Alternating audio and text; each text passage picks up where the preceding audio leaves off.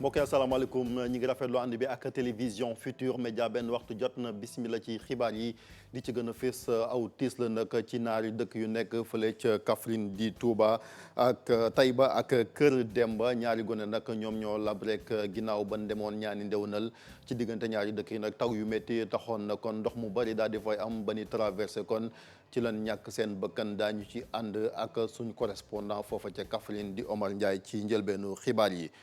beneen tiis bu ñuy fàttali di faatu étudiant bi di Bassirou Faye moom nag mi ngi génn àdduna fukki fan ak ñeent ci weeru août ci atum 2014 ginnaaw ay jàmmarloo yu doxoon ci diggante alkaati yi ak étudiants yi ci université Cheikh Anta Diop bu Ndakaaru tey jii suba ñu ngi ko doon jàngal kaamil ngir rek delloo ko hommage ànd nag benn alkaati boo xamante ni kon topp nañ ko ci di Sidi Mouhamed Bougaleb moom nag ñu condamné woon ko en première instance lu toll ci ñaar fukki at laata rek ñuy wàññi peine bi ci appel mu góor nag ba léegi nee na doomam laalewut ci jëye jooju ba tax na kon moom it di ngeen ko dégg ci biir xibaar yi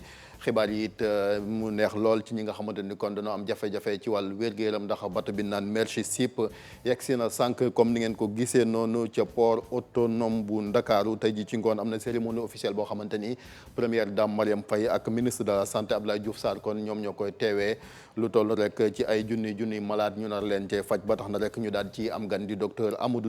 Doucouré moom mooy directeur de la lutte contre la maladie docteur ñu ngi lay nuyu. maa ngi lay nuyu Chef Dia di nuyu set téléspectateur yi. incha allah daañu yaatal kon mbir moom ak afro basket bi it Sénégal daal dinay qualifié ci quart de finale bi démb ñoom Lions yi ñoom ñoo gagné rek waa Égypte 85-47 kon objectif bu njëkk bi atteindre ko ndey seen ak i ñooñam ba tax na kon ñuy xaar kan nañ war a daje ci diggante Angola ak Kenya bu ngeen taaxirloo ñu yaatal xibaar yi.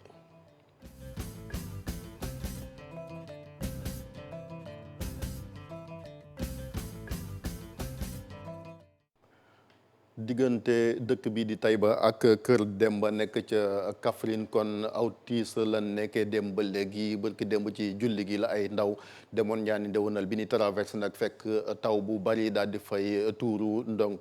foofu nag moom moo tax rek kon déeg ban doon di traversé daal ci lan ñàkk seen bakkan ñoom ñaari ndaw ñooñu ba tax na kon ñu dem ca Kaffrine fekk fa suñu ndaw di Omar Ndiaye Omar maa ngi lay nuyu. maa ngi lay fay Chérif. ndax mën ngaa dellu si ci tiis wi. waaw tiis wi doy waar sax Chérif moom la askan wi yeewoo ci dëkk bi di Taïba ak Kër Demba yeewoo tey ci suba ak gi bokk ci commune bu Kacoor département bu Kaffrine ñaari tout tànk la démb ci ngoon lañ doon ñaari ndeweleel nag ci dëkk bi di Kër Demba ci noonu nag yoon wi dox diggante Kër Demba ak Taïba foofu la ñu des ñu jàpp ne yoon wu comme fa la askan way jaar waaye yoon wa jamono ji jàppal ne dafa fees dell ak ndox ndax lim jël nag ci ndox rek wala mat ñaari mètre ñaari tout tànk wi nag ci suba gi leen doog a gis gannaaw buñ toogee fukki waxtu ak juróom di leen wër démb ci tey ba léegi leen doog a gis ay boori 10 heures buñ leen gisee nag ñi ngi fekk jamono ju ñàkk seen bakkan askan wa nag ñoo def seen kéemtalaay kàttan génn leen laata sapeur di ak ci boobule barab gannaaw nag dem bëgg dikk bi jafe na lool ci tund woowu bokk ci commune bu Kacoor ñi nga xam ne nag moo di kilifa yi ñenn teewoon nañ fa ku demee ni sous-préfet bu Katakel ak maire commune ba ñoom sax li ñuy gën a sàkku mooy que yoon yu ñu jëm leen a jagal ndaxte jéey yu mel tamit dafay faral di am ci diwaanu Kacoor Chérif daañu ci ñëw incha allah ci yeneen jotaay xibaar ak ay image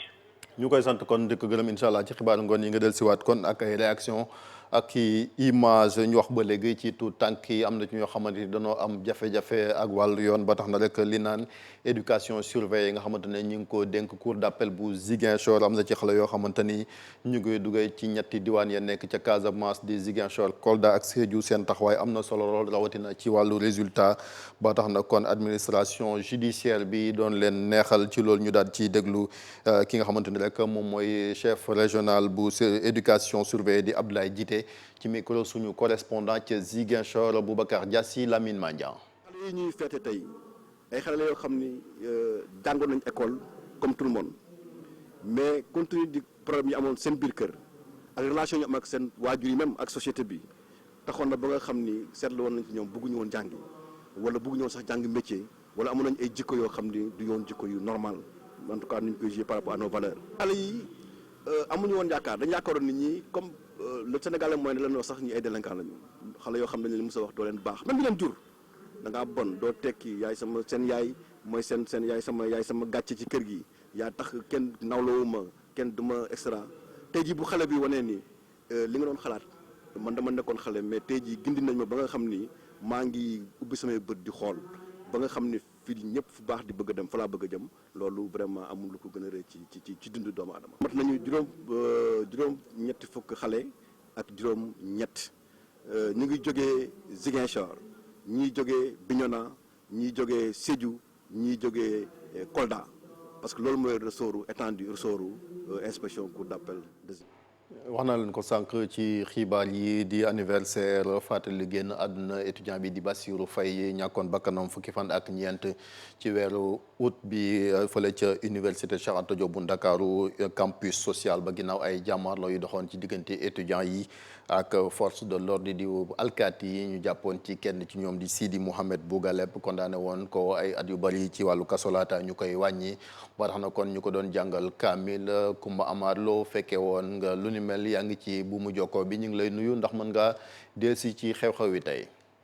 waaw Chérif gannaaw juróomi at bi nga xam ne kii di Bassirou Faye làkku na fii ci université Cheikh Anta Diop mbokku étudiants yi wàcce nañ ko kaamel ngir fàttaliku rek ki nga xam ne bokkoon na ci ñoom te ñu faat ko ci anam bu ñuy ñaawlu ba tey nag li nga xam ne moo ko yóbbu itam Fallou Sène réglé guñ ko ba tey ba tax ñun woo président Macky Sall ngir mu jàppale ñi nga xam ne ñoo di étudiants yi Ibrahima Sombel Faye di mag ci Bassirou Faye itam teewoon na fa moom li muy ñaawlu di yéexaayu dossier bi ak wàññi gi ñu wàññi daadu ki nga xam ne jàpp nañ ni moo ko rey Chérif ci gàttal loolu lañ mën a jàpp ci li xewoon tey ci université Cheikh Anta Diop bu Dakar.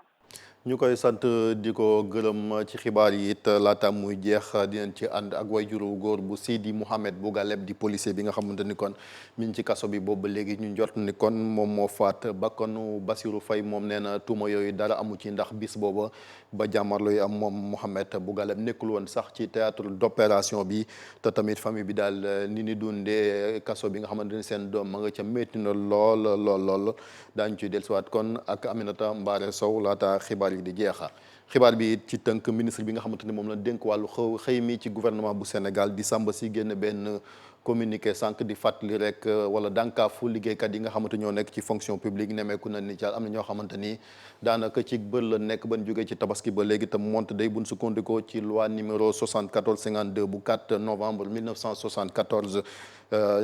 jàggaleel ko rek wàllu feet yi kon nee na lendemain feet rawatina rek talaata ji nga xamante ni mooy démb ak àllarba fekkee rek tabaski ak 15 août bi nga xamante ni moom lañ waajal du ay feet dañoo war a liggéey ku ko deful nag daañu xool sax nee say def ba yoon mën a dal si sa kaw te nee nañ sax wàllu xëy mi ni nemee ko jafe-jafe yi rawatina suñ jógee ci feet daal bëgg nañ ko waxtaanee ci biir li naan dialogue national bi nga xamante ni président Macky Sall moom moo ko jiite docteur hôpital yi moom médecin yi xëy nañ.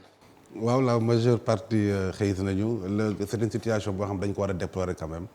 parce que yaakaar naa ne Sénégal toll na réew moo xam dañ ko war a liggéey. feet naam am na waaye aussi liggéey am na yaakaar naa bu ñu feetoo ba pare li ñu war a def ñu ñëpp mooy jëlaat encore bagage dem liggéey. jërëjëf dinañ ñëwaat bu baax a baax ñu waxtaanee mbiram maire SIP ba léegi ci wàllu liggéey am na ñoo xam ne ñoom it demun tabaski ji ay jànq la nekk ci kër di liggéey li ko waral nag mooy bëgg a daan seen doole ñoom nag duñ liggéey weer wante bis leen bëgg a liggéey ñu daal leen koy fay ba tax na rek kon ci rond point Liberté 6 ñu dem di fa wuti xëy ndax ñu ci bëri ci ay jànq dañuy dem julli ji seen ay dëkk ñu bëgg a profité ci occasion boobu ngir rek am ay koppar wante nag ñaawlu nan yenn saa yi niñ leen di bundu xatalee ci këru liggéeyukaay ñu ànd ci ak Fatimata Touré ak Modou Diop. bu tabaski di jub si mi na daan doole yu bëri dañuy daati rek dellu seeni dëkk ngir daati fay passé fête de tabaski waaye nag ñu nemmeekuñu loolee sax mu ngi commencé di changer suñu sukkandikoo ci kàddu ñenn ñi lu ko waral mooy. ñun de ñoo ngi fii nii di ut journée ñun ndax ñun dañuy fayu parce que patron yi bu vacances yi ñëwee dañuy sonal ci seen kër yi ba pare duñu fay suñu prix kon nag fii lañ mën a profité pour am fii tuuti xaalis jël ay journée 5000 10 000 affaires yooyu nag. journée la ñuy wut journée waaw bu ñu amee journée dem waaw bu ñu amee kii dem mais jour tabaski 10 000 la ñuy laaj journée bi. nekk femme de ménage nekk na métier bu metti lool fii ci Sénégal bu ñu sukkandikoo ci kàddu soxna yi. dafa métti dañ lay maltraité mel ni yow sax doo nit. ñoom dañoo defee ne lu ñuy fay nii nit ñi mooy fay bi déedéet gis nga ku bàyyi këram ñëw di la liggéeyal amoo fayam xaalis bi nga koy fay noonu du fay mais loolu la ñu xamul nag ay doomu jàmbur la dañoo ñëw daan si suñu doole bu ñu sañoon liggéey jànk kenn du ko def mais nag daf ñoo métti amuñu fu ñu jàpp duñu jaay suñu bopp parce que baaxul. maltraitance ak ay saaga xale bu jigéen bi dund na ko moom nag mu ñuy daati rek raconter li nga xam ne dund na ko ci fi mu doon liggéeyee. boog sa patron dala doon wax dafa def kung fu. waaw parce que moom dafa newoon daa def kung fu beneen bés mu jàpp ma mu tiit bu ma laalee doomam bi rek mu jàpp ma ne bul laalati sama doom sëkk ma ko ak yow ma ne ko sa doom ji laalu ma ko moom moo ñëw di ma dóor ne ma dama defaral ma ndékki forcé di ma woowee ay taamindaan wax naa ko man tudduma taamindaan Fatima laa tudd soo ma mënul woowee sama tur nga bàyyi ko seen doom yi kiw non doo comprendre ci biir kër yi lu ñuy daj ci biir kër yi dafa métti de tellement nga liggéey ak nit bi xaaju guddi mu ñëw di la dàq xanaa kay boo waree mën a dàq nit ki nga xaar ba ca ëllëg sa ci suba fajar kan nga ne ko nga dàq ko léegi yow boo ko dàqee dara dal ko ci yoon bi looy wax. ay conditions de travail yu métti ñoom nag bëggatuñu ko moo tax nag ñuy proposer état du Sénégal mu daati ut ay solution ngir rek daati saafara seeni problème loolu nag ngir daati génne fi ba faw abus yi waaye tamit yenn violation yi nga xam ni ñu ngi koy dund ci kër yi ñuy liggéeyee. man ko te wooyee turam tuddul Tambindaan ba léegi rek ñu wax ci wàllu wér-gu-yaram ni leen ko waxee woon sànq ak bato bi di Merci Ship moom nag di bato hôpital bi gën a mag ci àdduna bi kon ngeen gis ko noonu mi ngi ci waaxi Sénégal yegg si na sànq daal di teer ca port bu Ndakaaru lii nag di bato bi daanaka dina fi def fukki weer ngir rek ñu daal di fi fàcc ay doomu aadama yu bari yoo xamante ni daal seen ab lim dana ëpp 3 junni ba tax na kon ñu daal di am gan ci plateau bi di docteur Amadou Doucouré moom mooy le directeur de la lutte contre la maladie docteur yow bokk nga ci ñi nga xamante ni kon yéenay liggéey ci wàll wi rek su ko defee li nga xamante ni moom la ñu xaar fii ci Sénégal ñu mën ko am ci maladie yeeg yu ni mel laata loolu di fàttali ni kon ngoon dina am cérémonie boo xamante ni danañ ko amal fële ca port bu Ndakaaru ci teewaayu kon première dame Marième Faye Sall ak ministre de la santé Abdoulaye Diouf Sarr docteur ginnaaw bi ñu la nuyoo programme bi naka lay tëddee. waaw jërëjëf Chérif Dia di la nuyu di nuyu sa téléspectateurs yi. comme ni nga ko waxee ci njëlbeen bi effectivement tey la ñu accueillir bateau Merci Ship donc war na fi def fukki weer et tey ci ngoon la ñu nam ma def li ñuy wax cérémonie d'accueil bi maanaam dalal ko donc loolu ñu ngi koy def ci teewaayu soxna première dame maanaam Marième Faye Sall ak aussi ministre de la santé et de l'action sociale ak ñi nga xam ne ñoo nekk ci biir bateau bi maanaam les membres d'équipage ak tous les membres du comité multisectoriel donc dina am mbooloo bu takku boo xam ne dañoo fekkee tey cérémonie bi à partir de 18h au port autonome de Dakar. bu cérémonie weesoo nag activités yi kañ lay commencer. waaw pour leeral na ne activité commencé na depuis maintenant plus de 20 mois xam nga affaire bi dafa am ay phases donc bi ñu commencé depuis janvier 2018 demoon nañ fi Cameroun visiter bateau bi parce que temps yooyu bateau bi fa la nekkoon. bu ñu weesoo loolu ñu teg benn kuréel bu ñuy wax comité multisectoriel parce que bateau bi du affaire ministère de la santé waaye yeneen secteur ministériel yëpp am nañ ci wàll. bu loolu weesoo aussi am na ay réunions yoo xam ne dañ ko doon def réunions yi c'était pour avoir ay stratégie pour fexe ba bateau bi buy ñëw fi ñu bañ a am benn problème. waaye lii gën a am solo maanaam sélection des patients maanaam fexe ba nga xam ne ñi nga xam ne dañu am ay jëmu jàngoor yoo xam ne dañuy éligible ñu mën leen dem au fond. ni leen di tànnee ñu leen tànnee loolu am solo la. et pour loolu dañu principe li ñuy wax équité territoriale maanaam dañu bëgg ne fexe malade bu fépp mu nekk fekkee dafa éligible rek ñu fexe ba loxoti ko ba andi ko Ndakaaru Njaay si loolu la ñu ubbi 77 centres de santé de référence yoo xam ne ay sites de sélection la ñu recruter ay jeunes médecins qui vont faire le tour du Sénégal donc sélection yi commencé nañ ko par la région de Thiès Diourbel Dakar ak Fatick semaine prochaine. loolu pour wane ne vraiment commencé nañu si bu yàgg ñaareel mooy aussi am na activité de communication yoo xam ne ñu ngi ko doon def activité de sensibilisation pour yee nit ñi yan feebar dañu war a mën a jël si. dinañ ñëwaat ci feebar yi mais bëggoon nañoo xam également ci sélection ndax mi ngi wéy maanaam ni ngeen di tànnee ñin war a faj ci gaal gi day wéy ba léegi wala dakkal ngeen ko. effectivement pour sélection bi loolu day wéy ba fin décembre. mais région bu nekk da nga am benn période boo xam ne moom la nga jox donc su ma joxee misaal Fatick ñoom def nañ sélection lu ñuy wax sélection primaire bi semaine prochaine la ñuy def sélection secondaire. lan mooy différence pour ñu bëgg a xam sélection primaire ak secondaire. waaw donc sélection bi dafa am plusieurs phases première phase mooy sélection primaire maanaam dañu fexe au niveau des 77 districts sanitaires yëpp ñu fexe yóbbal fa ay ndaw médecins ñu fay consulter. léegi ñoom fekkee gis nañ fa ay cas yoo xam ne dañu éligible maanaam dañu war a jël dañ leen yóbbu au niveau de la région donc mu am 14 sites régionaux région bu nekk mu am site secondaire donc loolu mooy ñi nga xam ne dañu leen référé au niveau des sites primaires mais am na ñi nga xam ne aussi dañu tardé sélection site sélection primaire bi donc loolu mooy différence bi mais aussi si sélection secondaire bi la ñuy confirmer ne effectivement yi war nañu mën a jël si bateau bi. mais mën nañ laa jël ci sélection primaire bi dem si secondaire ñu segg la bañ laa jël. loolu am na. loolu am na. pour wax ne du tas yaakaar. non du tas yaakaar parce que aussi am nañ benn plan boo xam ne ñu ngi jéem a xool ñi nga xam ne dañu éligible si sélection primaire bi te kenn jëlu leen sélection secondaire bi ñu jéem a xool ak seen chirurgiens yi nu ñu leen fexe jëlee en charge. loolu moom vraiment programme la te nañ ko door incha allah. léegi nag ñu ñëw ci critères yi maanaam yan anam nga war a mën a remplir pour ñu jël la. waaw donc dina am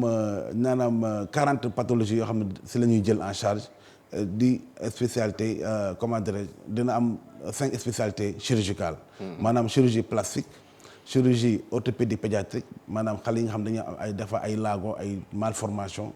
dañu am si lu ñuy wax chirurgie générale ñoo xam ne vraiment bëri na si réew mi dañu am si lu ñuy wax chirurgie dentaire chirurgie ophtalmique maanaam affaire du cataracte. ak aussi maanaam dina am bët wàllu bëñ yooyu yëpp dana ko dina am opéré bëñ dina am wàllu bëñ dina am aussi chirurgie de la femme. comme wolof la ni wax te tamit maladie daanaka ci région yi lay jóge moo tax foog ñu faram-fàcce ko ci wàllu woowu. waaw ci xeetu chirurgie yi nga xamante ne kon mbiram opération rek lañ fay def parce que ay type de chirurgie laa gis ci liste bi. effectivement dina am ay type de opération rek lañ fay def waaye aussi am na beneen pàcc bu ñuy wax renforcement de capacité. xam nga système de santé li si gën a am solo mooy nga fexe ba système bi fort tey tàggat chirurgiens yi tàggat technicien maintenance yi loolu tam dina am si bateau bi et loolu ce sera tous les agents de santé yu nga xam dañ nekk Sénégal ak technicien en maintenance dina am aussi appel d'offre boo xam ne dañu ko lancé pour sélectionner les agents à former. léegi bu ñu ñëwee ba léegi parce que gis nañ ni dafa mel ni genre discrimination positive parce que li ma dégg mooy 75% patients yi ci gox-goxaat yi nekk ci biir réew mi la di jógee duñ jógee ci Ndakaaru. waaw lu waral loolu moo am parce que xam nga ñi nekk si gox-goxaan ñoo am ay difficultés pour accès à la chirurgie. donc loolu lañ ne vraiment nañu bëreel loxo ñi nga xam ne ñoo nekk à l'intérieur du pays donc comme ni nga ko waxee 75% si patients yi dañuy jógee si gox-goxaan yi mën nañ jóge Kédougou mën nañ jóge Saraya mën nañ jóge Diouloulou Ranérou donc ñoom fa la ñuy jógee 25% la ñu jagleel ko Dakar. ñooñu nu ñu def pour ba ñëw Dakar ku ne xam nga ko jóge Kédougou xëy na boo amuti moyen pour yegg si fii ñu jël la ci bateau bi est-ce que da ngeen a jël ay dispositions ngir acheminer leen vers Dakar. waaw si loolu naa sawar tontu parce que dañu mettre en place un dispositif boo xam de transport gratuit buy permettre jëli maladie fu mu nekk Sénégal andi ko biir Dakar gratuitement donc loolu ministère de la santé moo ko jël en charge te bu ñëwee Dakar am na benn bâtiment bu nekk Hann Bel-Air bu ñuy wax Hope Center maladie yëpp avant ñoo leen opéré fi lañu leen loger dëkkal leen jox leen aussi lu ñu lekk lu ñu naan ba ñoo leen opéré bu ñoo opéré aussi ñu jël leen ñu yóbbu leen donc tout est gratuit si consultation bi transport bi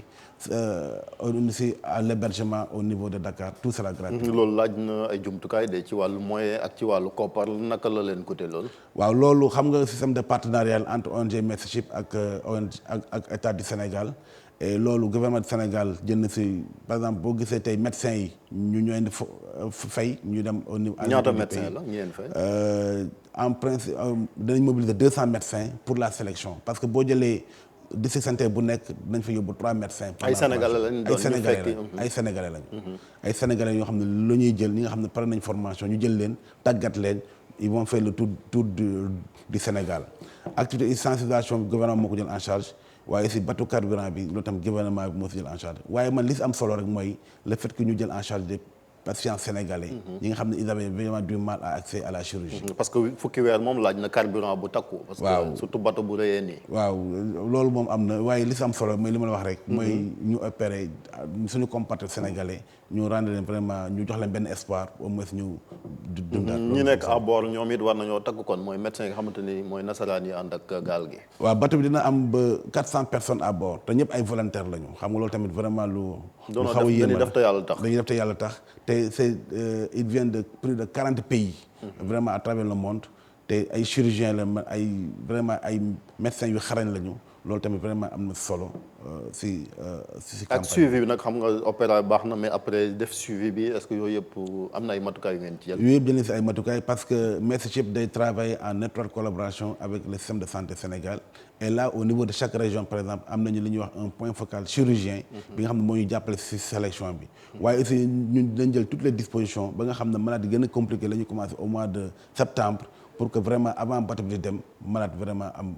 guérison. léegi opération yi kañ lay commencer exactement. opération yi dina commencer fin août début septembre xam nga bateau bu ñëwee il y a des procédures administratives à faire. fu mu nekk nii pare nañu sélection Thiès pare nañu sélection aussi Diourbel yaakaar naa ni fin août début septembre au plus tard nañ commencer activité. Dakar moom it yéen a ngi ci sélection yi. Dakar jeexal nañu sélection primaire bi donc ñu ngi ko defoon du 1er au 10 août. Et là, ça a concerné les 11 centres de santé de référence des districts sanitaires. Maintenant, à partir de septembre ba décembre, si la ñuy confirmer les cas de Dakar. loolu di ñaan rek am na un chronogramme boo xam ne dañ ko élaborer avec la région médicale de Dakar. Et pour sélection boobu dinañ retenir quatre centres de santé. mooy centre de santé Philippe Maguilène Senghor. centre de santé bu Pikine. centre de santé bu Guédiawaye ak centre de santé bu Rufisque. maanaam département bu nekk nañ fa jël benn centre de santé pour la sélection secondaire des patients. surtout bu ko defee nit ñi mën koo xam ak tamit communiqué yi nga xamante ni ñooy jàll ci médias yi parce que Sénégal dañoo yaakaar ni ku tawat rek war ngaa mën a dem ñu jël en charge ca gaal ga te demeewul noonu mooy ni nga ko expliqué. waaw loolu tamit bëgg naa si ñu bàyyi si xel moo tax ñu am benn activité de communication soutenue wax yan feebar la ñuy jël ak aussi ban aj la ñu war a yem par exemple boo jëlee tey malformation yi dañu ne dañuy yem si xale yi nga xam dañuy soog a judd ba am fukki at ak ñeent. loolu lu ko waral mooy physiologie yax bi à un moment donné kenn mën ko consolider. moo tax vraiment chirurgie pédiatrique chirurgie pédiatrique. ak chirurgie reconstructive plastique. waaw ak gynécologique gynécologique mooy femmes yi am dañuy am fistule. wala ay chirurgie reconstructive mooy ñi nga xam ne dañu am lakk mais am lu ñuy wax bride cicatricielle. loolu lépp dañu ko jël en charge si bateau bi. ak maxillofacial. maxillofacial mooy ay tumeur mu ngi am tumeur mandibulaire wala yenn xeetu xam ne day laal kanam bi ak baat bi. jërëjëf ñu koy sant di ko këram kon docteur Amadou Doucouré di fàttali ni kon moom mooy directeur de la lutte contre la maladie nekk rek ci ñi nga xamante ni kon ñoom ñoo waa ministère de la santé yi fi indi gaal gi état bu Sénégal ànd ci ak ONG boobu di waa Mercy Ships di fàttali ni tey ji ci ngoon kon la cérémonie réception bi fële ca port bu Ndakaaru ci teewaayu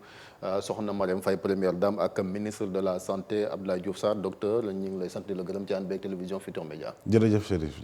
merci beaucoup. ci wàllu diine ku ne xam na ni juróomi fan ci weeru septembre boobu julli ñaari rakk ca Ndar ñi ngi koy waajal bu baax a baax ba tax na rek comité bi nga xamante ni moom lañ dénk wàllu njàng meek kaamil bi ñu ngi ko doon amal di waajtaay bi su ko defee rek laata ñu yegg ci xew-xew bu mag woowu ñu daal di lépp daal di yemu ñu déglu ci Serigne Ahmed Fall mi nga xamante ni moom lañ dénk kuréel boobu ci micro Ousseynou Diop ak Habib Seck. yenn commission yëpp ñu ngi liggéey. tey jii nag commission Coran ci wàccaayam jëm ci màggal gi moom moo daje ànd ak sëñ Moussa sëñ Amadou Fall ñu amee alxuraan ji ñu woo daara si Ndar yëpp pour tànn si ñoo xam ni bu màggal gi ñëwee ñoom ñoo di jàng alxuraan ci bis ba. màggal alxuraan ji nag moo di lépp Sëriñ Tuubaa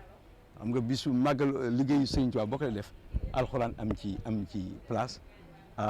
liggéey bi du liggéey la kuréel daf kaa def sa njaay ñu tànn fii ci Ndar magum Ndar boo xam ne borom xam-xam la sëñ Aman Njaay Njaag pour bis bi ñu waxtaan ci dundam sëñ Aman Njaay Njaag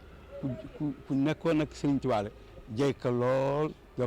joxoon boppam Sëriñ Tuubaa di nitu yàlla boo xam ne ñëpp xam nañ ko donc bis bi ñun kuréel bi duñ ci am kontaan di sant commission Coran. Afro basket xibaar bi daanu na Sénégal kon ci quart de finale yi dina daje ak waa Angola yi nga xamante ni sànq kon du mën a Kenya. Angola donc nekk équipe moom it ci wàllu basket boo xamante ni ràññee nañ lool kon ñoo soxna yi ñoom ñooy daje ëllëg Sénégal nag démb